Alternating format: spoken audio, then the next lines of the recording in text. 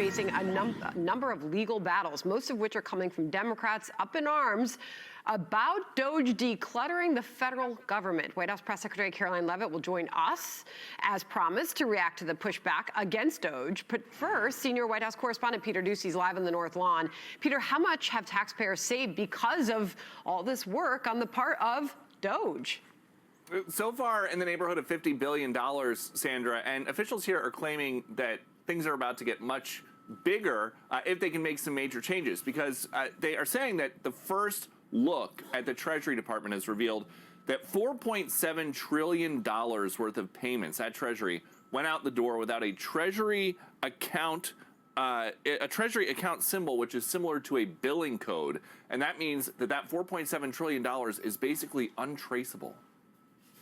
You're looking at somehow some of these bureaucrats from D.C. that have never left, but then make hundreds of thousands of dollars and are somehow worth tens of millions of dollars, close to $100 million in certain circumstances. Do we believe that there's a chance that they could be funneling these to NGOs with interest? Yes, we know that happens.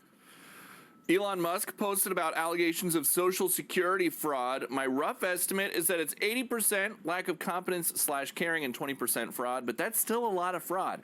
There are Democrats, though, countering the fraud is actually by billionaires at the White House trying to help billionaire friends. Corruption's up. Chaos is up, and yes, prices are up for Americans. And that's why we are standing up against this effort to basically put their tax cuts for billionaires on the backs of working people, whether it's Social Security or whether it is prescription drugs or whether it is housing or child care. The acting head of the Social Security Administration is leaving after a disagreement with Doge engineers about access to sensitive taxpayer information. She had been the acting SSA administrator since January 21st, one day into Trump's term. Sandra. All right, Peter Doocy live at the White House for us. Peter, thank you. John. All right, for more on Doge's work so far, let's bring in Karoline Leavitt, White House Press Secretary. Karoline, great to spend the afternoon with you. Appreciate you coming on. Thanks for having me, John. Great to see you. So the Democrats, as we know, have got their hair on fire complaining about Doge and cost cutting. But if we go back in history, Barack Obama announced something very similar back in 2011. And then if you go all the way back to 1993, remember when Al Gore and Bill Clinton said this. This report tells us how to cut waste, cut red tape, streamline the bureaucracy, change procurement rules, change the personnel rules, and create a government that works better and costs less. The Reinventing Government, or RIGO, report aims to save $108 billion over 5 years through eliminating scores of wasteful programs and regulations. Among the 800 recommendations, eliminating 12% of the federal workforce, merging some government agencies like the FBI, the DEA, and the Bureau of Alcohol, Tobacco, and Firearms, closing hundreds of government offices outside Washington. I don't remember Democrats complaining about that, and they wanted to cut twice the number of federal jobs that President Trump does. That's exactly right, John. If you listen to those words, those are from Democrat Party leaders who are allegedly still beloved by Democrat voters today. And they were promising the American people the very same things that President Trump promised the American people, won the election on, and now is actually delivering on. That's the only difference between what President Trump is doing and what these Democrats have promised the American people for decades. He's actually following through on the promise to cut federal government waste, fraud, and abuse. And this is the first president to actually do such a thing, and the Democrats are up in arms about it. But our country is going bankrupt, and President Trump is not going to sit back and allow it to happen.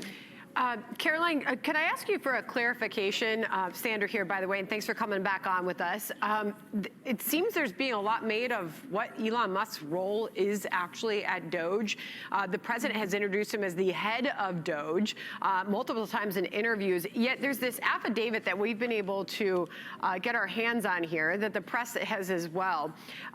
That it contradicts the White House claim that he's the head of Doge.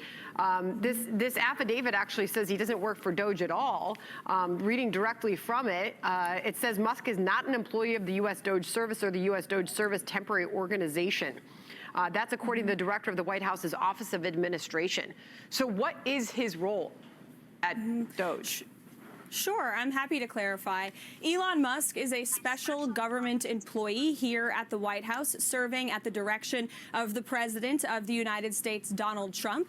Elon Musk has been tasked with overseeing Doge on behalf of the President. And Doge employees, Doge folks, have been onboarding at respective agencies across our federal bureaucracy as political appointees, just like any other political appointee gets on board with the new administration with the changing of hands, and those individuals are helping the secretaries at all of our agencies that have been nominated and confirmed by President Trump in the United States Senate to cut waste, fraud, and abuse at these respective agencies. So that's the way Doge has been set up, and that's the way it will continue to operate.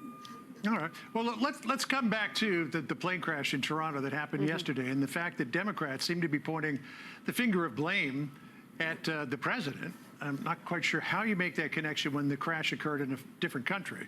But here's what Chuck Schumer said. He said, quote, "To those asking whether it matters that the plane's destination was in Canada, the flight took off from Minneapolis. The FAA was still responsible for inspecting the aviation equipment, and Trump just let go of FAA safety specialists."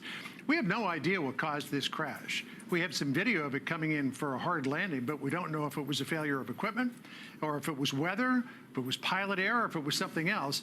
And yet you get the minority leader in the Senate immediately pointing fingers at the president. Your response?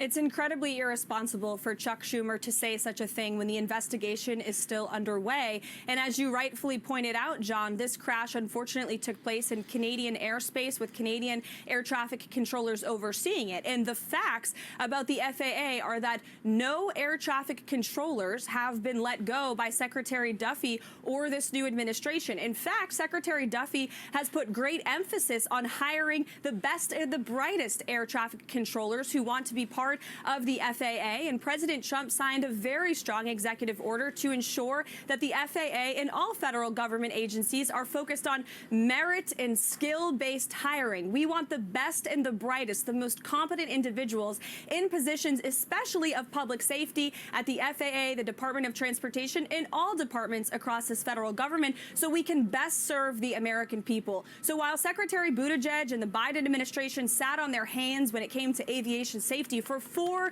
years, this administration is taking it seriously and is actively recruiting the best and the brightest to join this very important field. Karoline, we know that Marco Rubio, the Secretary of State, has been having some critical meetings overseas, Saudi Arabia.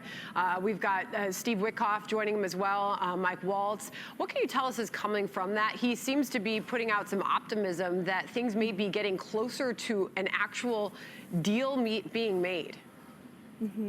I'm so glad you asked, Sandra, because this is a truly monumental step towards peace in the Russia-Ukraine war. At the direction of President Trump, Secretary Rubio, a special envoy Steve Witkoff, and our national security advisor Mike Waltz spoke to the Russians today and made significant steps towards peace. This is the first step of many. And I'd like to point out that our administration, including President Trump himself, has been in direct correspondence with the Ukrainians as well, including President Zelensky.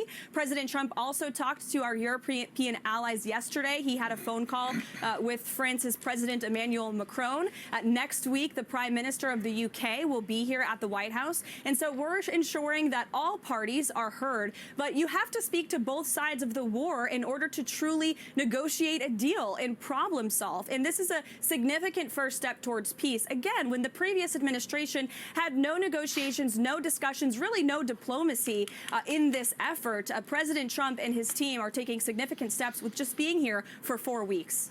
I want to ask you, if I could, Karoline, about New York City Mayor Eric Adams, who is the subject of a meeting today that Governor Kathy Hochul is having, which a lot of people are reading as whether or not she should remove him from office. A federal judge has just asked the Department of Justice to come into court and explain why the charges against him were dropped.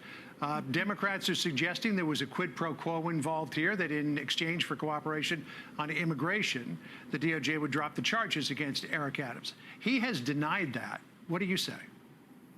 Well, I defer you to the Department of Justice for specifics on this case and the ongoing case and the matters against Mayor Eric Adams. What I do know is that Eric Adams has been incredibly courageous in speaking out against his own party when many Democrats refused to do so about the terrible border invasion of illegal immigrants that the previous administration allowed to happen, which we know had a grave impact on New York City, on the education system, the transportation system, on taxpayer dollars in that city that were going to housing illegal migrants in hotels. Thankfully, all of that is coming to an end thanks to the strong leadership of President Trump. And New York will only be a sanctuary place for law-abiding American citizens and New Yorkers under this administration. And Mayor Adams has put out a helping hand to try to help the federal government in ending the border invasion. He was not heard by the last administration, but he is being heard by this administration because President Trump and his team will work with anyone to do what's best for law-abiding, tax-paying American citizens. Well, Karoline, we've been carrying your press briefings